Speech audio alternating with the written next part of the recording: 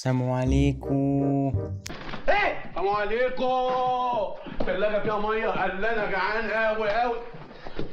انت ايه؟ طبعا يا جدعان الفيديو دوت برعاية المليارديرات والمليونيرات والبليونير. هو بتسأل ازاي؟ مش مشكلة. انت بقى لو معاك فلوس كتير فشخ تعالى بص اكلمك بصوت واطي عشان الموضوع فعلا خطير.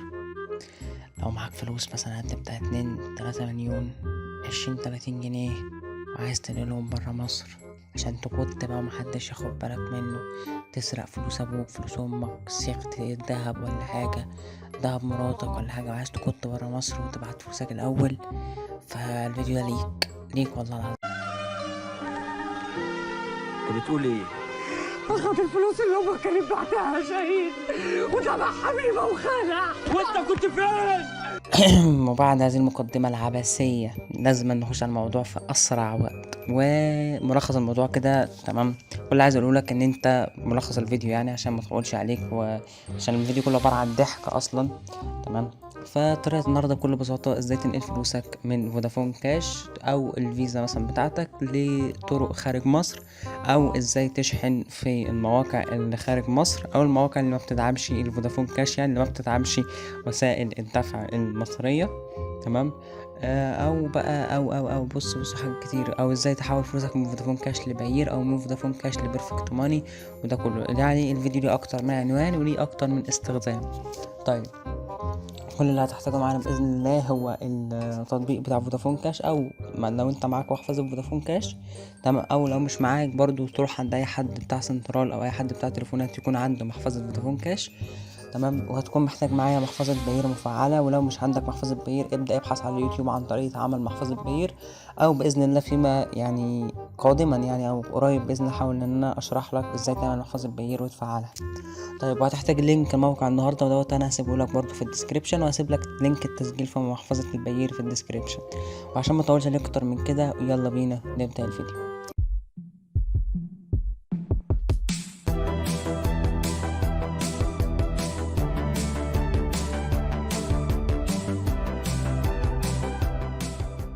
طيب، عايزك تسمي الله معانا النهارده. دلوقتي انا هخش على الباير كده. تمام. الباير دي محفظة عالمية، محفظة زي تقدر تشتري فيها بقى بيتكوين او تمام. طيب، الباير ديت تمام بقدر اشحن فيها في مواقع كتير عالمية لانها محفظة عالمية، في حاجات كتيرة بتدعمها غير الفودافون كاش محفظة مصرية. تمام. وكمان لو انا مثلا عايز اشتري عملات رقمية، استثمر فلوسي في العملات الرقمية على المدى الطويل، تمام، اقدر ان انا اشتريها عن طريق الباير. تمام. طبعا تقدر تشتري عملات رقمية كتير في البير، او تشتري دولارات ومن دولارات تحولها لعملات رقمية. طبعا بس مش ده شرح النهاردة نهائي. تمام. ده حاجة سهلة جدا، فاهم؟ طيب بص، اول حاجة عندك روبل ودولار. انا الروبل هنا معايا 55 سنت من عملة الروبل. تمام. كل اللي هبدأه كده ان انا هروح الموقع بتاعنا النهارده، هفتحه كده. هيفتح معاك بالشكل اللي انت شايفه قدامك ده، هيقول لك كرييت يور اكونت. هتبدأ تحط انت الايميل والباسورد وتعيد الباسورد وتعمل انا لست برنامج روبوت واي ام اجري وتعمل ريجستير وتفتح معاك الاكونت. وبعد كده تملى جوه شويه بيانات زي مثلا اسمك وسنك وفين وكده. حاول تخلي السن فوق ال 18 سنه. تمام. انا عشان عامل ده كله هبدا ان انا ادوس لوج ان، وابدا ان انا اسجل دخول بسرعه وارجع لك. طيب، وبعد ما عملت عمليه تسجيل الدخول ببدا ان انا يظهر لي الشكل اللي انت شايفه قدامك ده. طيب، اول حاجه هي نيو اكستشينج والداشبورد والاكستشينجز. طب الاكستشينجز ديت اللي هي عمليات التحويل اللي تمت قبل كده، والداشبورد ديت الدفع تقريبا، والنيو اكستشينج ده انجليزي ليه يا مرسي؟ ريفرال. طبعا انت مش محتاج ده كله، فكك من ده كله. انا عليك وعلى النيو اكستشينج كده اول واحده. تمام. هتفتحها هيبدا يفتح معاك بالشكل اللي انت شايفه قدامك ده. طبعا ده ارخص موقع تحويل عملات، تمام، او تحويل فلوس. تمام. طيب، هنا بيقول لك ان الواحد دولار بيساوي 41 جنيه و20 قرش. تمام. عشان بس ايه، هو بيقول لك يعني تقييم العملة. تمام. طيب، هتيجي كده عند الفودافون كاش تدوس عليها. تمام. هو طبعا الموقع تحسه غالي شوية لان ايه، في يعني الدولار عامة ب40 جنيه تقريبا. فهو بياخد منك 41 جنيه و20 قرش، ان ده يعتبر ممكن يكون مكسب الموقع او هو واقف على الموقع كده. بس هو حرفيا من ضمن ارخص المواقع، لان في مواقع تانية بتعمله حاليا ب44 جنيه لكل دولار يعني، فهو موقع رخيص. طيب هنا ازاي تحول مثلا من فودافون كاش واتصالات كاش وباير وحاجات دي كلها؟ طبعا انا هختار فودافون كاش، عايز احول فلوسي من فودافون كاش طبيعي جدا. لو انت عندك اي محفظة تانية هتختارها. طيب وهبدأ ان انا اختار هنا انا عايز الباير USDT اللي هو عملات دولار باير، ولا عملات دولار يورو، ولا عملات دولار روبل. انا هختار الروبل، انا عايز احولهم بالروبل. طيب وهنا للعلم وانتبه للنقطة ديت، أقل حد للإيداع هو 65 جنيه. تمام، أقل حد الإيداع هم 65 جنيه، بما يعادل 53.95 سنت من عملة الروبل. تمام. طيب هقول له اكستشينج. بعد ما اقول له اكستشينج انا عايز ابص، انا هوريك كل الخطوات، بص في وقتها. كذا كذا كذا، هتحط الايميل ادرس. تمام. احط هنا الايميل اللي انا عامل بيه الاكونت، وابدا ان انا احط محفظه البيير بتاعتي اللي هو الرقم بتاع محفظه البيير. طبعا دوت بيبقى عندك جوه داخل المحفظه. تمام. هوريهولك برضه، احاول اوريهولك كل حاجه اهو. شايف الرقم اللي فوق ده كده، ده هو محفظه البيير. تمام.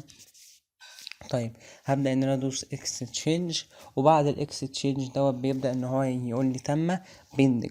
منتظر مني ان انا ادوس باي. ببدأ ان انا ادوس باي، وبعد ما ببدأ ان انا ادوس باي ببدأ ان انا انزل لتحت كده شوية. طبعا انا عايز اخد بس الصفحة دي كده سكرين. تمام، عشان دي اثبات يعني عملية تحويل وكده. وابدأ ان انا ادوس كده كوبي واعمل نسخ، وبعد كده هروح لمحفظة الفودافون كاش بتاعتي. تمام، او اي محل سنترال، اقول له يحول لي على الرقم ده. تمام. ده الرقم اللي هتحول مثلا عليه، او على حسب الرقم اللي هيكون ظاهر لك جوه. طبعا انا هحول على طول 60 جنيه وارجع على طول. طيب وبعد ما تم التحويل كده هو جالي اشعار فوق تم تحويل 65 جنيه لمحفظة كذا كذا، ودلوقتي محفظتي فيها 78 جنيه. طيب مش مشكلة. طيب هرجع للموقع تاني بسرعة. انا طبعا اخدت الصورة دي سكرين. تمام، لازم الصورة دي تاخدها سكرين، ولو مش بيدعم عندك السكرين تبدأ ان انت تاخدها من عن طريق. طيب ببدأ ان انا احط له الرقم اللي انا حولت منه الفلوس، اللي هو الرقم 010 2 7 8 4 4 5 0 6. وده رقمي لو حبيت تتواصل معايا ما تتواصلش عليه. تمام. اضحك محمد، اضحك اضحك اضحك عبد الله، اضحك اضحك اضحك يلعن، اضحك اضحك. وانا هقول له الاختيار ملف. تمام، وابدا ان انا ادوس ملف من هنا كده، وابدا ان انا اختار اخر صورة انا عاوزها. ادوس على هنا وادوس على الصور، وبعد الصور اخر صورة كده، اخر صورة اهي. طيب بعد ما حطيت له البيانات دي كلها هتبدا ان انت تعمل حاجة واحدة بس، هتقول له سبمايت هنا، وبعد السبمايت هتبدا تقول له ابلود. سبمايت وابلود عشان يرفع الصورة ويعمل سبمايت لعملية الدفع. هنا بيقول لك بروسيسنج. تمام. طيب البروسيسنج دي هتلف في خلال تقريبا 5 أو 10 دقايق بالكتير قوي هتلاقي الفلوس عندك. فانا كمان 5 أو 10 دقايق هرجع لك على طول. الفلوس بتاعتي فين؟ فلوسي فين يا ابن الوسخة؟ قول بعد 3 أو 4 5 10 12 دقيقة كده بعت لي رسالة على الجيميل. تمام، قال لي اكسبريس تشينج سيرفرز اللي هو الموقع، يعني قال لي ان الاوردر بتاعك كومبليت، يعني الفلوس هتوصل لك. طيب ارجع كده لورا. تمام، ارجع للموقع. تمام، اشوف هو اداني من بيندنج لكومبليت ولا لسه ما قاليش اتمام العملية. اعمل ريفريش للصفحة. هوب، ارجع للاوردر كومبليت بالاخضر. طيب عشان اتاكد اروح اشوف الفلوس هي وصلت في محفظة البير ولا لسه. تمام، ان هي بتاخد شوية برضه على ما بتوصل لمحفظة البير. هو هنا يعتبر زي ما تقول كده ايه، اتأكد ان الفلوس وصلت. كده تم اضافة 55 اللي هو ايه 54 روبل. يعني تعالى دوس كده عند الهيستوري اهو. تعالى تم ارسال اهو كذا كذا. وقبل كده برضو اتعاملت مع نفس الموقع تاني.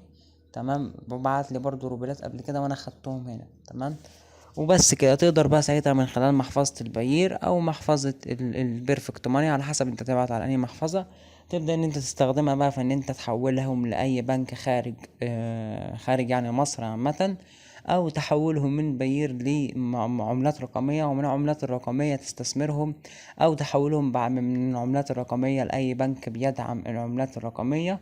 تمام، وتقدر تسحبهم من الفيزا على في اي مكان يعني برا مصر.